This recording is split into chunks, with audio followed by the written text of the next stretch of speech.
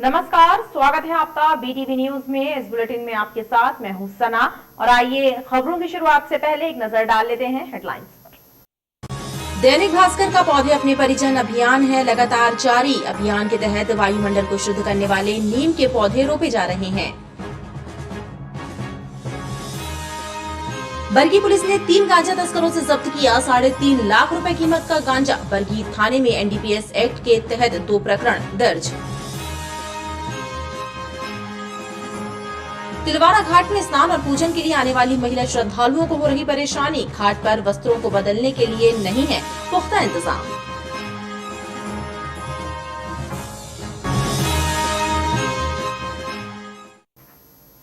पौधों को परिजन मानकर उनकी सुरक्षा करें ताकि वृक्ष बनकर वह जीवन भर हमारा साथ निभा सके।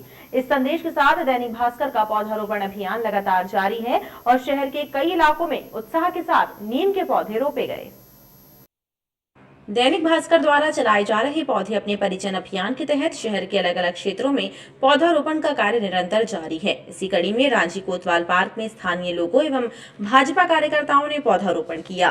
रांची खालसा स्कूल में खालसा यंग मैन एसोसिएशन के द्वारा पौधारोपण किया गया। इस कार्यक्रम में रांची गुरुद्वारे के पदाधिकारी भी मौजूद रहे। मैं साधुवाद करता हूँ भास्कर का कि उन्होंने लोगों के माध्यम से लोगों को पर्यावरण की दृष्टि से, स्वच्छ वातावरण की दृष्टि से लोगों को जागरूक करके पौधे लगवाने का जो कार्यक्रम प्रारंभ किया वो निश्चित रूप से बहुत सराहनीय और यह निरंतर चलने वाली प्रक्रिया है।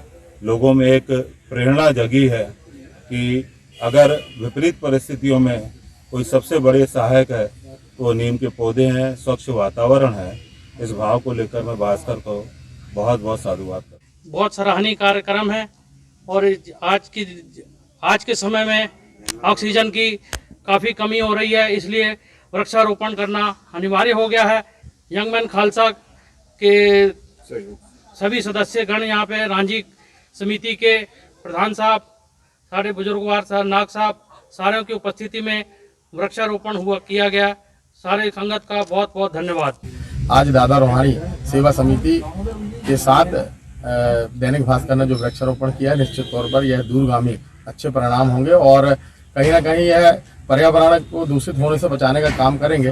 दैनिक भास्कर ने आज जो नीम के पौधे लगाए हैं, नीम का पौधा अपने आप में एक आयुर्वेदिक औषधि है और क्षेत्र के वातावरण को शुद्ध रखने का काम भी होगा।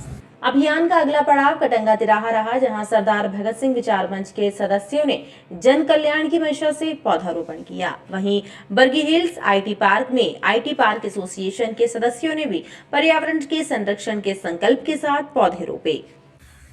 आज हम लोगों ने यहाँ पे हवबाग स्टेशन में भगत सिंह युवा विचार मंच की तरफ से नीम का वृक्ष लगाया है और हम लोगों ने नीम का वृक्ष लगाया। पेड़ हमारे मित्र होते हैं और नीम का वृक्ष लगा के नीम हमें ऑक्सीजन देता है।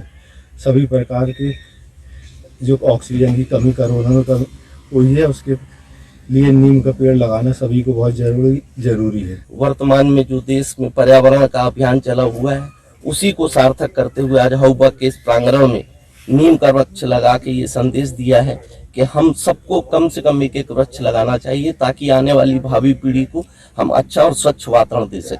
जैसे जैसे अभियान आगे बढ़ रहा है, इससे जुड़ने वालों की संख्या में भी इजाफा हो रहा है। अब तक नीम के सैकड़ों पौधों का रोपण हो चुका है। जबलपुर को ग्रीन जबलपुर बनाने की मुहिम जारी है। विश्वविद्यालय के साथ अब कॉलेजों में भी सीबीएसई यानी चॉइस बेसिस क्रेडिट सिस्टम के पाठ्यक्रम संचालित होंगे।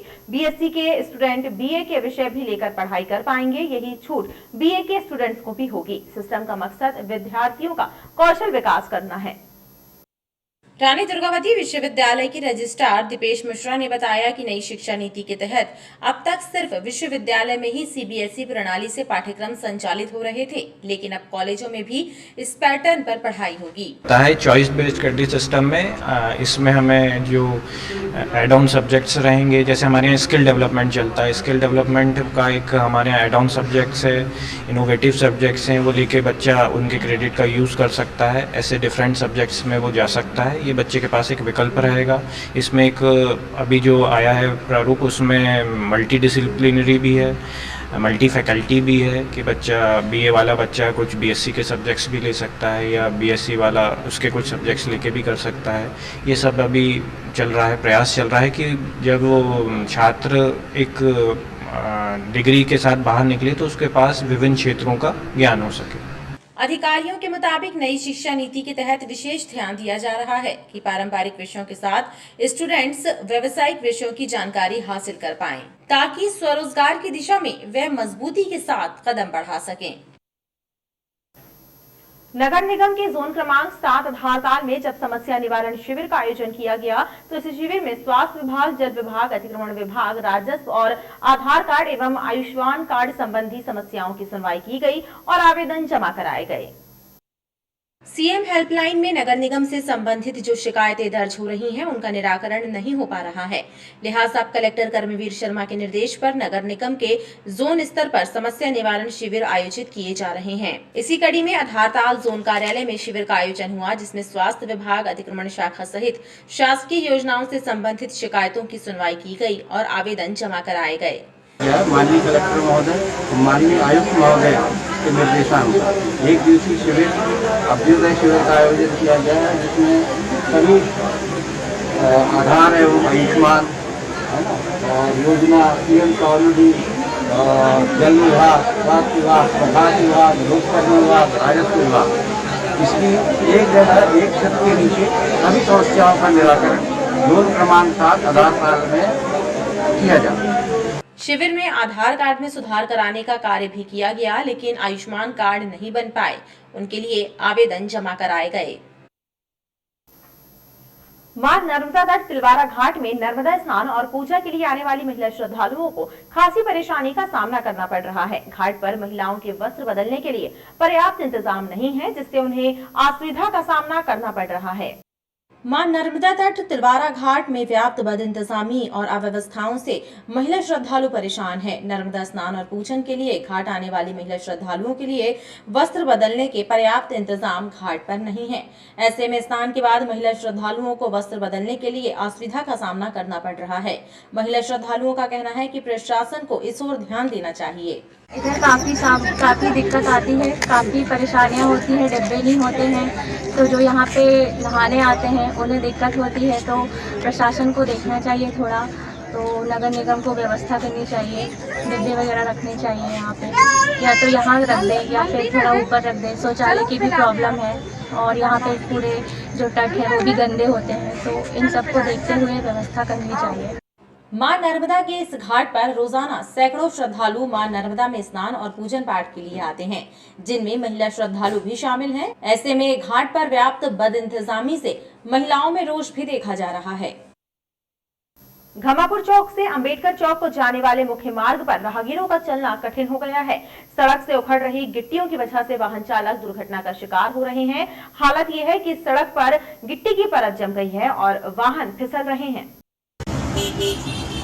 शहर की सड़कों की बदहाली ने जनता की मुसीबत बढ़ा दी है। सबसे व्यस्त और मुख्य मार्गों की हालत भी जर्जर होती जा रही है, लेकिन जिम्मेदार विभाग आंख मूंदे बैठा है। इसी तरह के हालात घमापुर को जाने वाले मार्ग के हैं। घमापुर चौक से अंबेडकर चौक को जाने वाले मुख्य मार्ग पर राहगीर दुर्घटना का शिकार हो रहे हैं। हालात ये है कि सड़क पर वाहन लेकर निकलना बेहद कठिन हो गया है, जिसके कारण वाहन चालक फिसल रहे हैं। लेकिन जिम्मेदार विभाग और सड़क निर्माण करने वाली ठेका कंपनी सड़क के जीर्णोद्धार के प्रति कोई ध्यान नहीं दे रही है, जिससे लोग परेशान हैं। ये रोड बन जानी चाहिए, जगह जगह जो गिट्टी वगैरह है वो सब हट जानी चाहिए। मतलब गिट्टी वगैरह निकल रही है पूरे रोड से, छोटे छोटे पॉट होल्स बने हुए हैं बहुत सारे। ये घमापुर वाली रोड जो रद्दी चौकी तक जाती है।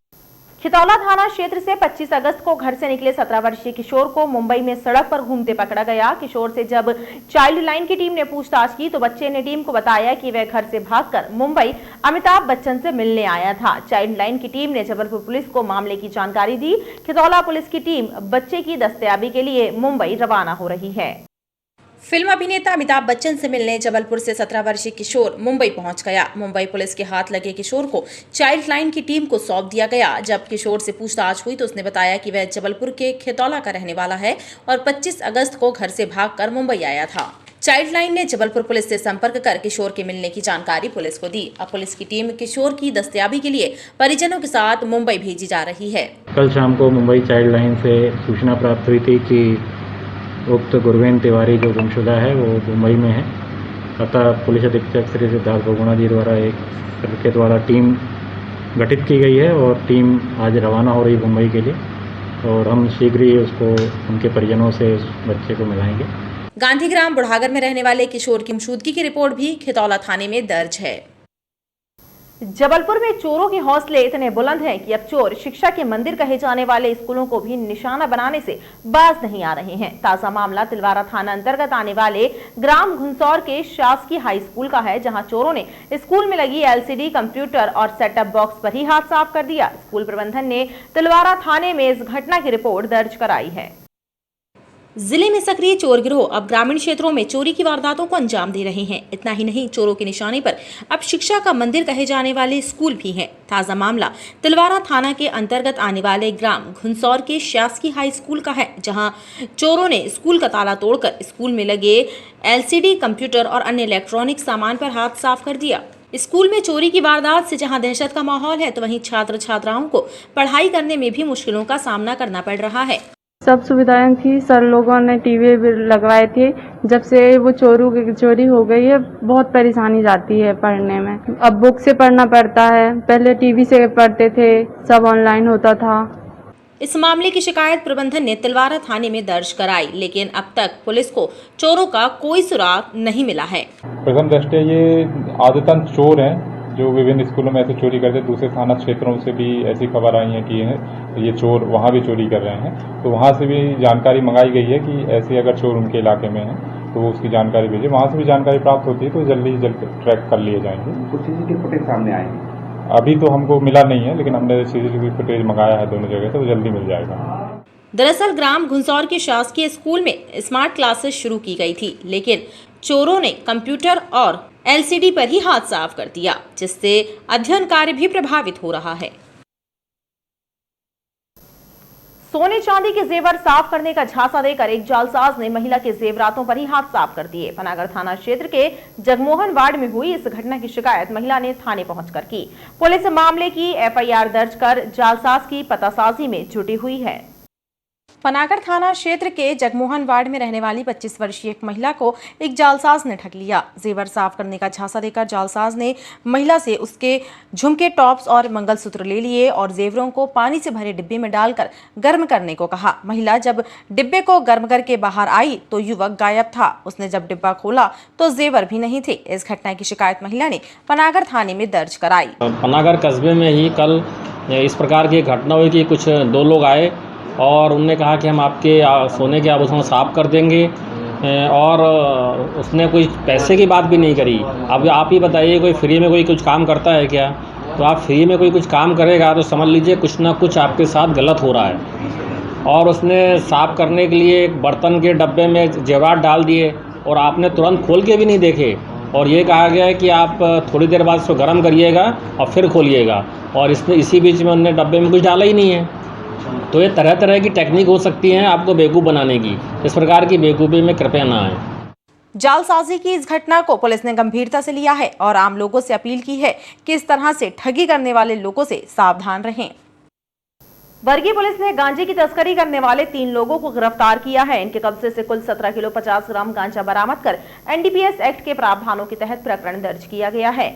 आरोपियों से जब्त किए गए गांजे की कीमत करीब 3.5 लाख रुपए बताई जा रही है। जिले के ग्रामीण इलाकों में भी मादक पदार्थों की तस्करी करने वाले सक्रिय हैं। बरगी पुलिस ने गांजा तस्करी के मामले में 3 लोगों को गिरफ्तार किया है। इनसे कुल 17 किलो 500 ग्राम गांजा बरामद किया गया है। इस मामले में थाना बरगी में 2 प्रकरण कायम किए गए हैं। बरगी पुलिस ने गांजा तस्करी कर रहे बरगी निवासी अभिषेक ठाकुर से 13 किलो गांजा जब्त किया है। इसके अलावा बलराम यादव और रूपचंद यादव नामक 2 लोगों को गिरफ्तार कर 4 किलो 50 ग्राम गांजा जब्त किया है।